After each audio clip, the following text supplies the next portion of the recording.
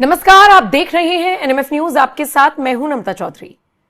देश के प्रधानमंत्री नरेंद्र मोदी की तारीफ करने वाले आपने बहुत सारे लोग देखे होंगे, देश में ही नहीं विदेशों में भी। अगर कोई आतंकवादी उनकी तारीफ करे तो हाल फिलहाल तो ऐसा ही हुआ है। एक आतंकवादी ने पॉडकास्ट दिया है। सुनने में थोड़ा सा अजीब लगेगा, लेकिन भारत है, यहां पर कुछ भी हो सकता है। तो पॉडकास्ट दिया है और इस पॉडकास्ट में कई सारे मुद्दों पर इस आतंकवादी ने बात की है। कंधार से इसका नाम जुड़ा रहा है, वो जो पूरा हाईजैक हुआ था प्लेन, उसमें इसका नाम जुड़ा रहा है। और बड़ा आतंकवादी, मिलिटेंट ये लोग अपने आप को बताते हैं। और ये बता रहा है कि पत्थरबाजी के लिए, जो कश्मीर में पत्थरबाजी हुआ करती थी सैनिकों पर, उसके लिए कौन जिम्मेदार था। ये बता रहा है कि अमित शाह को सारी रिपोर्ट सौंपी जाती है, इसीलिए आज कश्मीर के कई सारे युवा बचे हुए हैं। अगर स्टेट के हाथ में दे दिया तो फिर से पत्थरबाजी के लिए तैयार रहिएगा। मुझे लगता है कि इससे ज्यादा ऑथेंटिक करना किसी भी सरकार के काम को क्या होगा। पंकज प्रसून जी मेरे साथ जुड़े हुए हैं। पंकज जी, अब ये दिन आ गए हैं कि आतंकवादी पॉडकास्ट दे रहे हैं और नरेंद्र मोदी की और अमित शाह की तारीफ कर रहे हैं। मैं भले ये बात मजाक में कह रही हूं या सार्केस्टिक वे में कह रही हूं, लेकिन इन सबसे इतर ये बहुत इंपॉर्टेंट है कि इस पर चर्चा की जाए कि वो क्या बता रहे हैं। वो कह रहे हैं कि कांग्रेस के राज में पत्थरबाजी हुई, आम बच्चा वहां का फंसा, उसे बरगलाया गया और उसके साथ बुरा हुआ। और वो कह रहे हैं कि अगर अभी भी डायरेक्ट रिपोर्ट अमित शाह को ना दी जाए तो वही हालात हो जाएंगे। मैंने पूरा वो पॉडकास्ट सुना जब आपने वो टॉपिक विषय दिया था कि इस पे करना है। वो 90 के दशक में वो आदमी पाकिस्तान जाता है, मुजफ्फराबाद में ट्रेनिंग लेता है, बेसिक ट्रेनिंग। उसके बाद वो इस्लामाबाद जाता है। बांदीपुरा के एक हैं जो 1948 में चले गए थे इस्लामाबाद, उनके हाइड आउट्स में छिपता है 3-4 दिन। उसके बाद रावलपिंडी जाता है, रावलपिंडी से ट्रकों में भरकर उसे अफगानिस्तान भेजा जाता है। सिगरेट का शौकीन था तो सिगरेट में चरस भर के इसे दिया जाता है। और इसकी हालत यह थी कि जब गोला बारूद या हथगोला आता था तो यह कहता था अल्लाह कबूल कर, मतलब कि मेरी शहादत को कबूल कर। इस हद तक वो आदमी ब्रेन वॉश था। और जब वो 6 महीने अफगानिस्तान में जिहाद करके आया कश्मीर में, तो उसके घर वालों ने पूछा कि कहां गया था, तो पहले तो इन्होंने झूठ बोला कि मैं मुंबई गया था, मजदूरी करने गया था। पर दादाजी इनके मुखिया थे, मैं बट की बात कर रहा हूं, वो बोले कि उस लड़के को मेरे पास भेजो। जैसे ही दादाजी के सामने जाता है, कहते हैं कि पाकिस्तान कैसा लगा, पहला सवाल। अब वो एक्सपीरियंस आदमी थे, इन्होंने कहा कि अब क्या झूठ बोलना। इन्होंने पूरी कहानी हूबहू बता दी कि मैं कैसे एक लड़की के चक्कर में उसको हीरो बनने, लड़की के सामने हीरो बनने के चक्कर में इसको लगता था कि पिस्टल लेके चलूंगा तो वो इन्फ्लुएंस हो जाएगी, इंप्रेस्ड हो जाएगी, तो मुंह में सिगरेट, हाथ में पिस्टल रहेगा, तो ये हीरो टाइप का फील करता था। उस चक्कर में अवैध हथियार पाने के चक्कर में ये फिर किस तरह फंस के पाकिस्तान चला, पूरी कहानी बता दी। अब ये एक्स टेररिस्ट है, इन्होंने सरेंडर कर दिया है और ये कश्मीर में उन लोगों के बीच रहकर काम कर रहे हैं जिनके परिवार वाले टेररिस्ट बन गए थे, मारे गए, या फिर जिनके बाल बच्चे आज भी पाकिस्तान वगैरह के ट्रैप में फंस के जाते हैं, हालांकि वो बहुत कम हो गया, तो उनके बीच में काम करते हैं। उदाहरण के तौर पे ये इन्होंने कहा कि करगिल युद्ध चल रहा था और उसी तरह एक पाकिस्तानी कश्मीर में आया था, जिस तरह ये गए थे ना उधर पीओके में या इसमें, तो वो भी आया था और वो भी धीरे धीरे डिसोल्यूशन हो रहा था शिकार, क्योंकि उससे जैसा पाकिस्तान में बताया गया था यहां पे वैसी स्थिति नहीं देखी। और वो शराब वराब पीने का बहुत शौकीन था और उसको भी समझ में आया था कि जिहाद वाद नहीं है, ये सब बड़ा गेम है और हम सब प्यादे हैं। तो भट्ट साहब ने उसको पकड़ा और उसको द्रास लेके गए ऊपर, और उसके पास एक पाकिस्तानी सैटेलाइट फोन था और सारे एक्स टेररिस्ट के पास था। अब वो इंटरसेप्ट कर रहे थे, उसी के इंटरसेप्ट करने से मुशर्रफ की बातचीत सुनाई पड़ी थी, जिसमें पता चला था कि डायरेक्ट फ्रंटियर इन्वॉल्व है, उस करगिल में कोई आतंकवादी वगैरह नहीं। ये सब कहानी बता रहे थे। अब आइए कट्टू 2019, जब कश्मीर वापस हिंदुस्तान का होने लगा, उन्होंने अपने पॉडकास्ट में यह कहा कि एक बार अमित शाह को होम मिनिस्ट्री से हटा दो, फिर से दोबारा टेररिस्ट भी बनेंगे, 100 लड़के बनेंगे कश्मीर में, फिर से जहां कहीं नक्सलवाद भी पैदा हो जाएगा, भले ही वो पैचेज में बाद में उसको बिल्ड होने में टाइम लगेगा, लेकिन शुरू हो जाएगा। बोले कि एक ही आदमी ऐसा है जो इंटरनल सिक्योरिटी पर लेके, चाहे वो नॉर्थ ईस्ट हो या कश्मीर हो या नक्सलवाद हो, अगर खत्म हुआ है तो सिर्फ एक आदमी की वजह से हुआ है, वो अमित शाह। वो साफ साफ बोलता है। पूछा कि कैसे, उन्होंने कहा कि उस आदमी के पास, अमित शाह के पास, कश्मीर के हर गांव की रिपोर्ट है, अरे बाप कहां रे। क्या हो रहा है। सोचिए वो आदमी कितना चीज एक साथ कर रहा है। उसको पार्लियामेंट भी देखना है, पॉलिटिक्स भी देखना है, नॉर्थ ईस्ट भी संभालना है, नक्सलवाद भी संभालना है, कश्मीर भी संभालना है, आरोपों को भी झेलना है, पार्टियां भी मिलानी है, 360 भी पुराना है। वो सारा काम कर रहा है एक साथ, और डिटेल में ऐसा कि उसको बस्तर के गांव में एक छोटी सी बच्ची जो नक्सली बन गई थी, पहली बार जब नेल पॉलिश दी गई तो वो बच्ची रोने लगी, क्योंकि उसके ख्वाब थे कि वो भी कभी नेल पॉलिश लगा सकती थी। अमित शाह जानकारी दे रहे हैं, वहां के इतना डिटेल्स पता है इनको। कश्मीर के बांदीपुरा के गांव में एक फैजल करके व्यक्ति है जिसका कोड नेम है फैजल, ओरिजिनल नाम नहीं है, आतंकवादियों ने उसे दिया है। उसके बारे में अमित शाह को पता चलता है, वो भेजते हैं और एक आतंकवादी के भेष में अपना एजेंट जाता है और वो 3 बार कोडवर्ड बोलता है, रेशमी शाल ले लो, रेशमी शाल ले लो, रेशमी शाल ले लो, बेचने वाले के चक्कर में।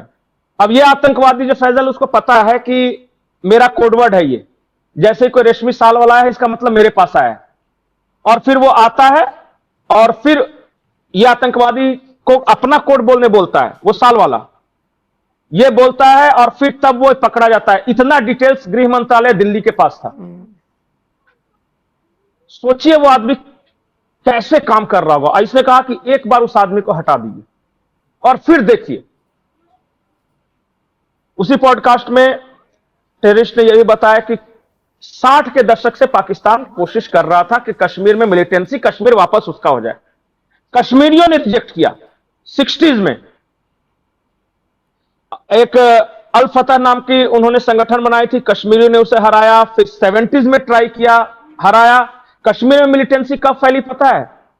1987 में। और क्यों फैली पता है?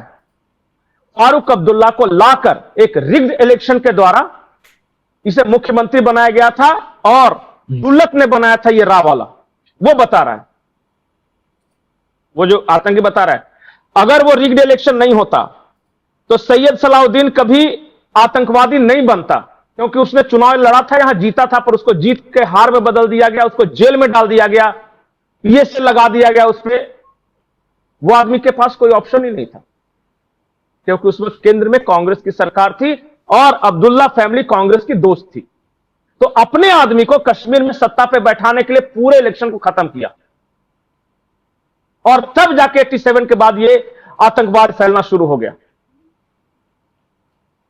पता है, वो बताते थे कि जो इनके गलत कामों का विरोध करते थे, जैसे समाज में जो प्रबुद्ध लोग हैं, मौलाना लोग हैं, उनकी दाढ़ियां पकड़कर हीटर पे जला दी जाती थी। ये देखा है। तो जो आम कश्मीरी ये सब देख रहा है, वो उसका विश्वास उठ गया लोकतंत्र से। उसको लगा कि ये तो ठीक बात नहीं है। और तब आतंकवादी, ये सारी बातें वो बता रहा है, आतंकवादी एक एक करके। मोदी जी के बारे में आपने जो सवाल किया, वो कह रहा है कि वो आदमी, मतलब वो एक आतंकवादी, एक आतंकवादी कश्मीर में बैठा हुआ कह रहा है कि वो आदमी दिल से चाहता है कि भारत अच्छा करे, और वो 24 घंटे इस बारे में लगा हुआ है कि भारत किस तरह अच्छा करे, दुनिया में अच्छा करे। भारत की यशोगाथा पूरी दुनिया में गूंजने दे, हम तरक्की करें, यहां के लोगों का जीवन अच्छा हो, किसी का बच्चा आतंकवाद की भेंट न चढ़ जाए। वो क्या बोल रहा है पता है? कि 2019 से लेकर आज तक 2026 हुआ, 7 साल हुए। 7 साल में मोदी और अमित शाह ने मिलकर कितने कश्मीरी मां बाप को बचाया है। उनका बच्चा करियर बना सकता है, वो आतंकवाद की तरफ चल जाता था। बोला कि वो जब बच्चा बड़ा होगा ना, आज 7 साल का है, जब वो 18 साल का होगा तो वो पक्का हिंदुस्तानी होगा, और वो मोदी और अमित शाह के चलते हुए, क्योंकि गंदा गेम खेलने वालों ने तो बर्बाद कर दिया था। नहीं, बकायदा नाम ले रहे हैं वो, अब्दुल्ला फैमिली का नाम ले रहे हैं, वो कांग्रेस का जिक्र कर रहे हैं कि अगर आपको अपने बच्चों को बर्बाद करना है तो दे दो मौका, दे दो मौका, दे के देख लो। फिर हालांकि होस्ट कह भी रहा है कि वो तो मांगते ही है कि हमें पूरी तरीके से पुलिस मिल जाए, तो वो कह रहा है आतंकवादी की अच्छा नहीं मिल रही है, अमित शाह के हाथ में सारी चीजें हैं तो बची हुई हैं, ये बड़ा इंटरेस्टिंग है पंकज जी।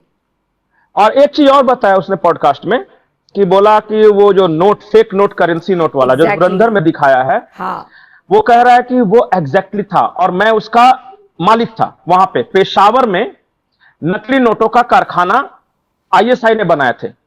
और वो डिटेल्स बता रहा है, पूछता है कि कोई फर्क था दोनों में, बोला कि डिट्टो वही पेपर जो करेंसी नोट छपने के लिए इस्तेमाल होते थे, वही इंक, वही डिजाइन, सब कुछ सेम। बोला पहचानते कैसे थे, बोलते थे कि कभी कभी जैसे कि प्रिंटिंग मशीन में नहीं होता कि पहला पन्ना बहुत साफ आता है, दूसरा थोड़ा सा कार्ट्रिज वगैरह, तो कभी कभी उस कार्ट्रिज में हल्का सा प्रॉब्लम होता तो हम पकड़ लेते थे, लेकिन आम लोग नहीं पकड़ सकेंगे। और वो पता है नम्रता, पेपर तो जर्मनी से आया था, जिस कंपनी से भारत सरकार करेंसी नोट मंगा रही थी, उसी कंपनी से पाकिस्तान की सरकार ही मंगा रही थी। इंक भी आ रहा था वहीं से। डिजाइन पता है, जो भारतीय करेंसी नोटों का जो डिजाइन था, वो आईएसआई को किसने दिया था? हमारे यहाँ के एक प्रतिष्ठित नेता ने, उस वक्त के फाइनेंस मिनिस्टर। मैं साल इसलिए नहीं बता रहा हूं कि लोग पकड़ लेंगे तुरंत। नहीं, वो तो लोगों ने धुरंधर के बाद भी सर्च बहुत किया। हाँ, फाइनेंस मिनिस्टर और उनका लड़का गया था यूरोप के टूर पे, जानबूझ के एक ड्रॉप लिया एक देश में, डिजाइन दिए आईएसआई को, आ गया, उस डिजाइन का सेम कॉपी था, यहां भी नोट छापते थे, वहां भी नोट छापते थे, सेम पेपर सेम इंक पे।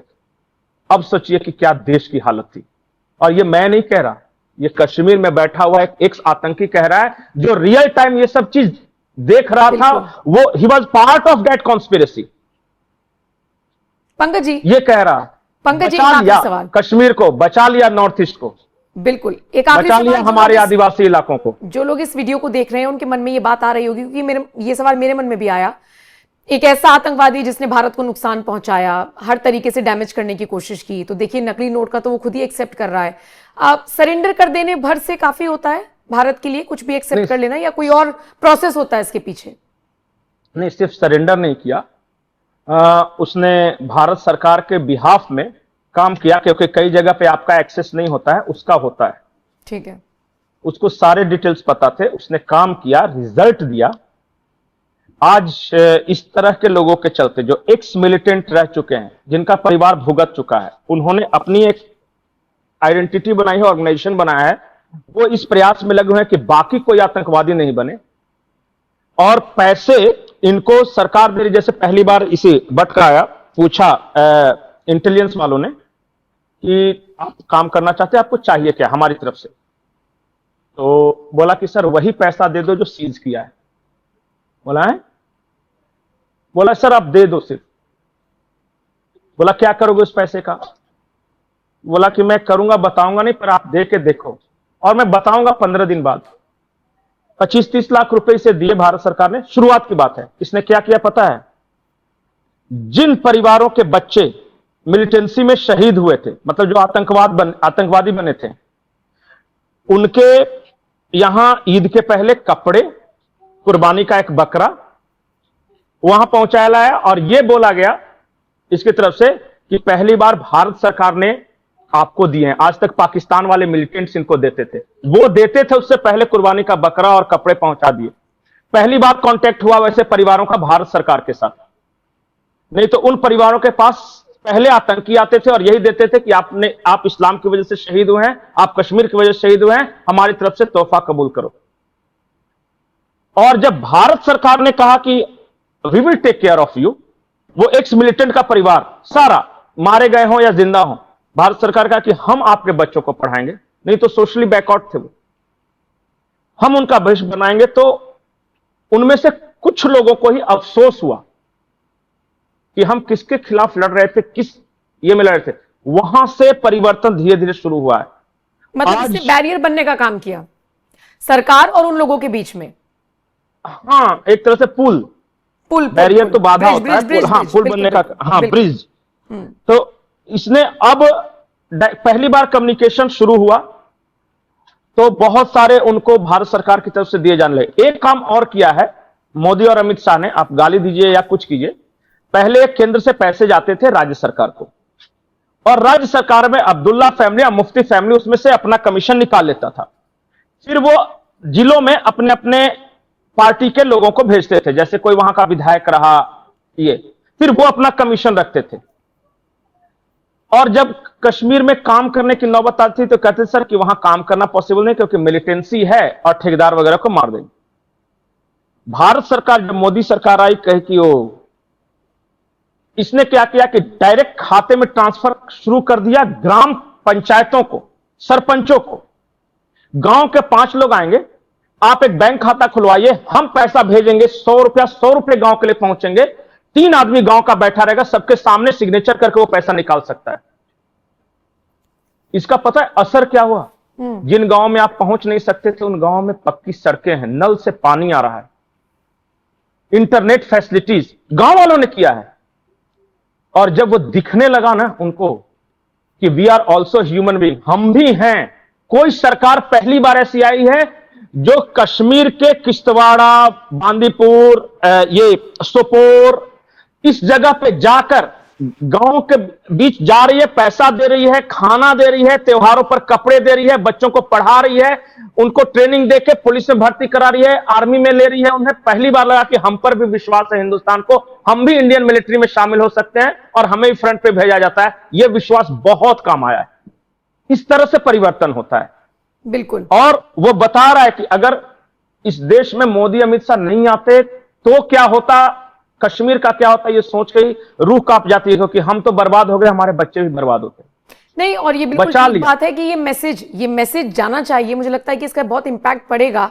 लोग वो पॉडकास्ट भी देख रहे हैं, इसीलिए हमने खबर की है। पंकज जी, मुझे लगता है कि दर्शकों को समझ में आया होगा कि क्या ये पूरी खबर है। बहुत बहुत शुक्रिया आपका मेरे साथ जुड़ने के लिए। आपके हवाले इस खबर को छोड़कर जा रही हूँ। आप मुझे बताइए कि एक एक्स टेररिस्ट अगर ये सारी बातें कह रहा है तो ये कितना महत्वपूर्ण हो जाता है। आप इस पर क्या राय रखते हैं? अपनी प्रतिक्रिया जरूर दीजिएगा और NMF न्यूज देखते रहिए।